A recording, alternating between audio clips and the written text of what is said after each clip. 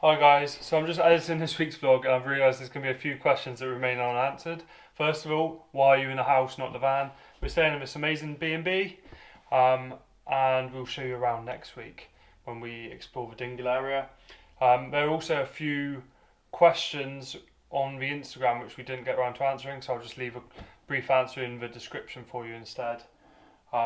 Enjoy the video.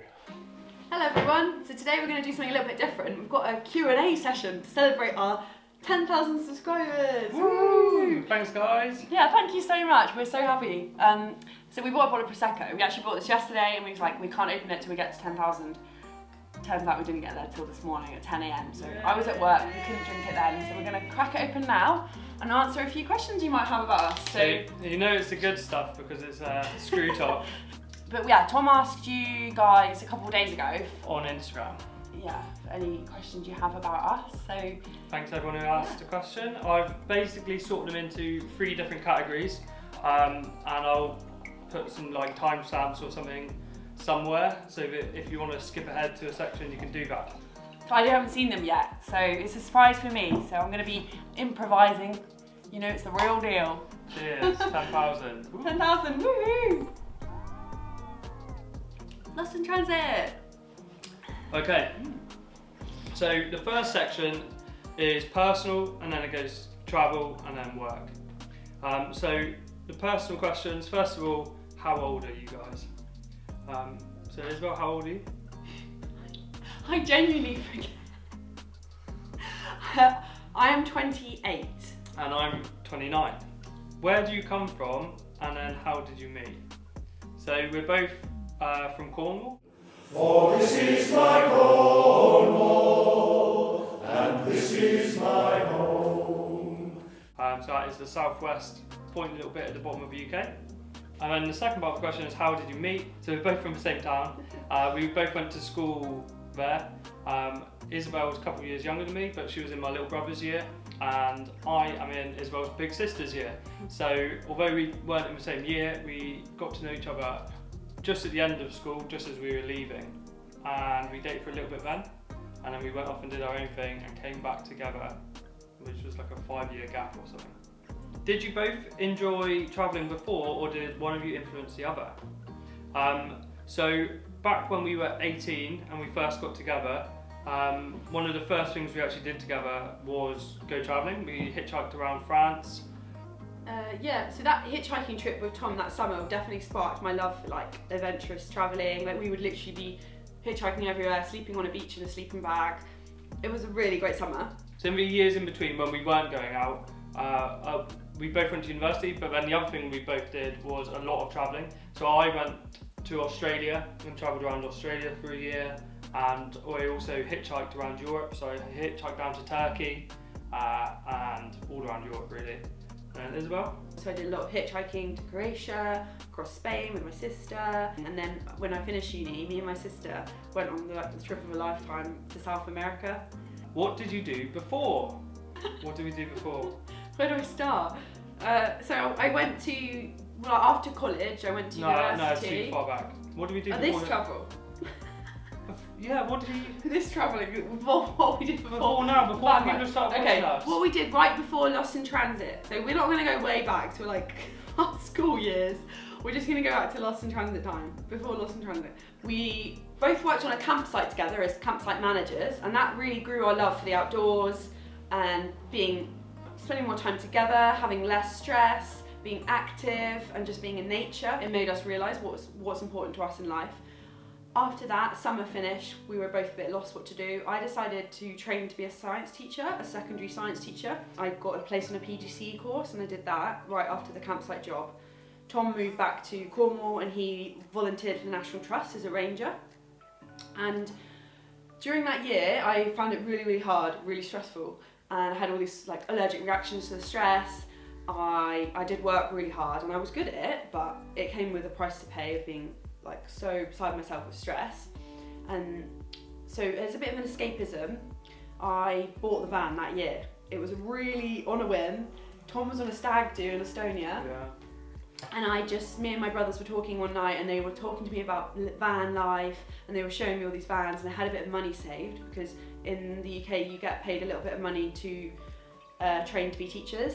So it honestly was the most spontaneous thing I've ever done. I just decided, I found this van, and that next day I drove up to Bournemouth and I bought this van. It was probably a mistake because the van was, not a mistake because I'm so happy with what happened next, but buying that van, it wasn't necessarily the best thing we could have bought, but it got the ball rolling and it meant that we could do our dream. So yeah, it's exciting, and it was a really nice escapism. Like, I remember I'd just go and sit in the van on the drive and just open the fridge and just be so excited for our life in it. We're on to the next category now. This one's more about travel in general rather than travel that we've done. The first question is it hard to be vegan while travelling in these remote places? In Portugal, Spain and Ireland, it's actually been fine because, to be honest, we don't eat out very much because we're on a bit of a tight budget. So we just buy stuff in the supermarkets, and the supermarkets have loads of vegan options, so it's not a problem.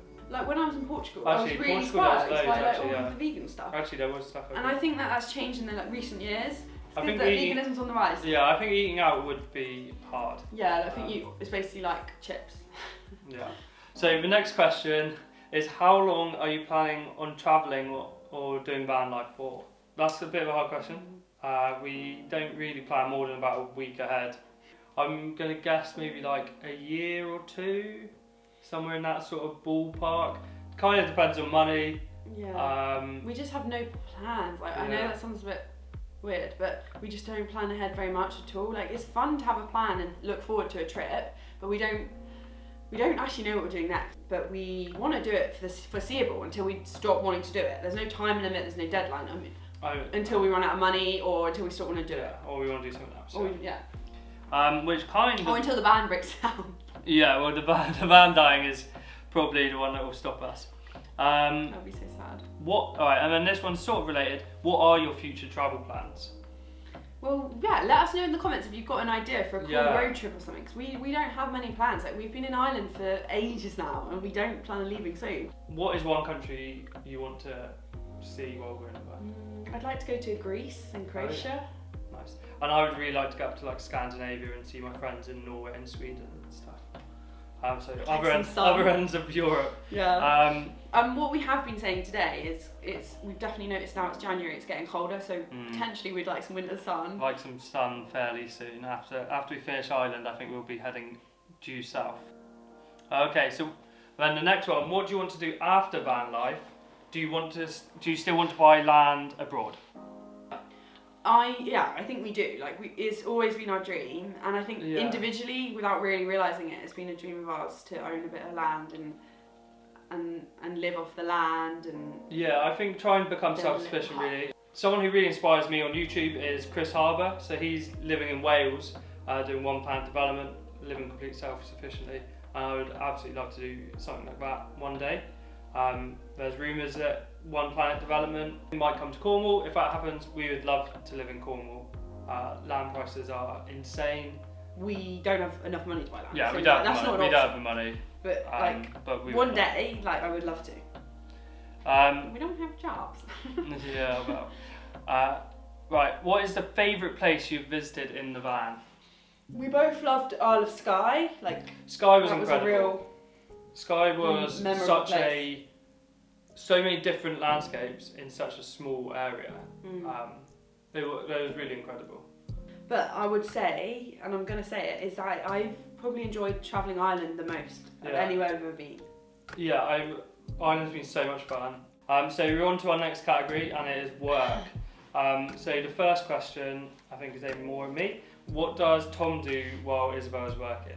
I spend a lot of time editing, quite a bit of time I feel, which sometimes I'm quite productive and then other times I'm really not. I watch a lot of van life YouTube, and also I don't know how to edit, so I'm learning as I go. So I watch quite a lot of videos on learning how to use Final Cut, learning how to use cameras, all that sort of stuff. You go off exploring as well? And I'll go off, if the weather's alright, I'll go off and explore. The next question, how long does the filming and editing take each week? I think with the filming, it's hard to say a time because we just film a lot all of the time. It's probably not the most efficient way to do it, but we just film a lot. We'll have hours and hours of footage. It's hard to say how long we take to film each week because we're just always filming.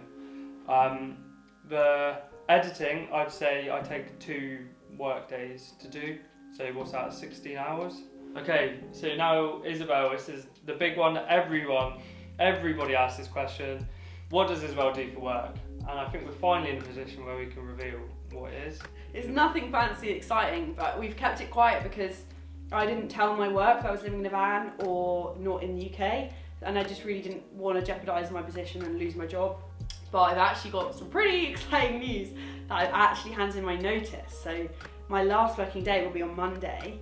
I worked for a coronavirus. I wasn't like a track and tracer, but I was working for a helpline, not taking calls, but giving advice on testing, isolation, rules for all of the devolved nations.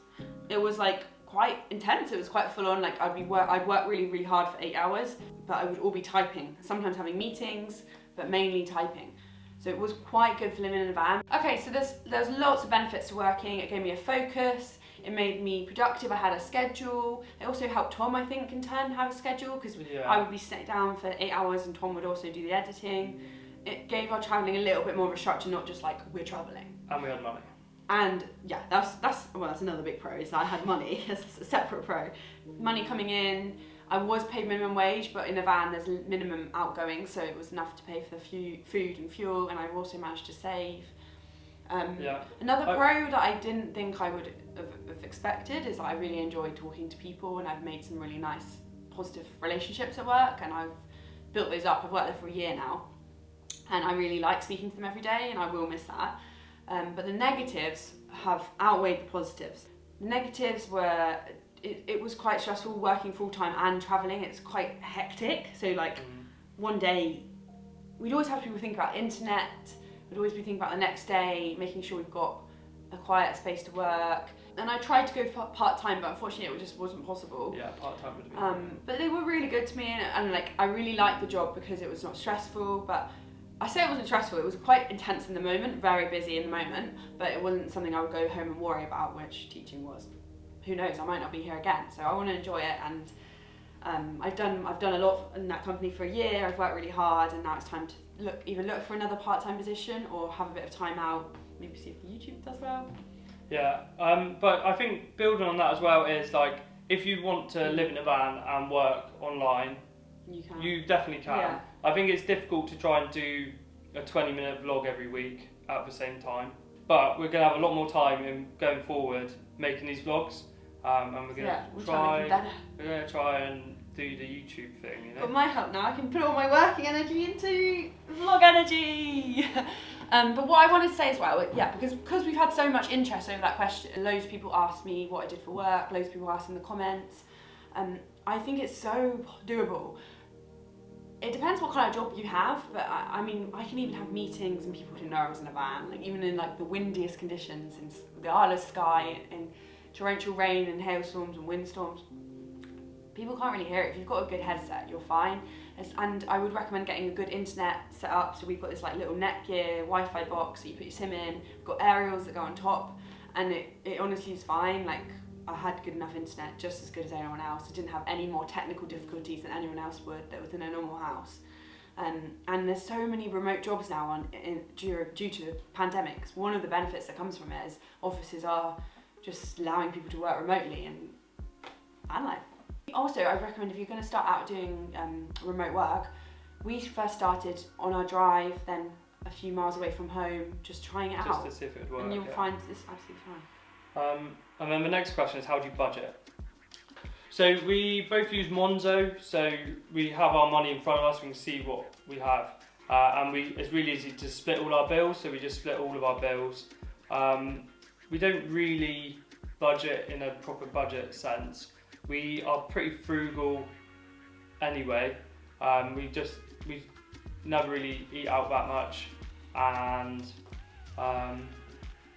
we don't, because we don't really go to campsites now, they're all shut anyway. The main costs are just fuel and food. We probably fill up our tank like once every 10 days, which is like €70, but to be honest, we'll be filling up more now I'm not working, because we weren't moving that fast. I guess our downfall is probably going to the pub and buying beers, but we've stopped that for a bit recently. Yeah, beer's expensive. The beer in Ireland and like the pubs are so nice, it's so tempting. Alright, and then one last final thing before we go is, do you have any tips for people starting out on van life? Well, when we started van life anyway, we were so excited to be on the road and we were whizzing around, and it's really exciting to be going around fast, but actually it's just way more rewarding to slow down and just go as slow as you can really, and really experience places and find the places that other people don't. So my tip is slow down. That's funny.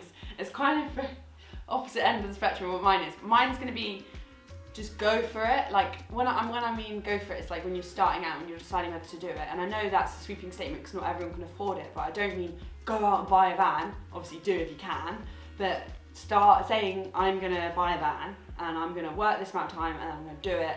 Don't let yourself get trapped into like years of maybe, should I? Just try it. Rent a van if you want. See if you like it. Yeah, I mean, it's not for everyone. No, it's definitely good to try it. It's good to try it. It's not all glamorous. Yeah, it's not for it. Like, not everyone can do it and should do it. I think it's quite unusual to be able to like work in such a small space together. Like, yeah, I think it's so chilled. It's fine, but I'm quite chilled in the evening. She's crazy. I'm very unchilled in the morning. All right. Thank you very much, guys. It's been a bit different to usual. No travelling. The weather's been terrible, and we're celebrating 10k. So yeah, thank you so much. If you stuck around to the end, Yeah. well done. Sorry if that was boring, but please ask away. Any questions you have in the comments, we'd love to answer them. Now I'm gonna have a bit more free time. I can also answer some comments because it's all been Tom so far that you've been chatting to. And yeah, thank you so much to each and every one of you. Like, it's so exciting that we've got this following. And Lost in Transit, there's a lot more coming. 2022. 2022, we're coming for you. Woo! La Bamba! You've just got to survive for a bit longer. Yeah. Alright. Done. Alright, cheers. Woo! Thanks for watching.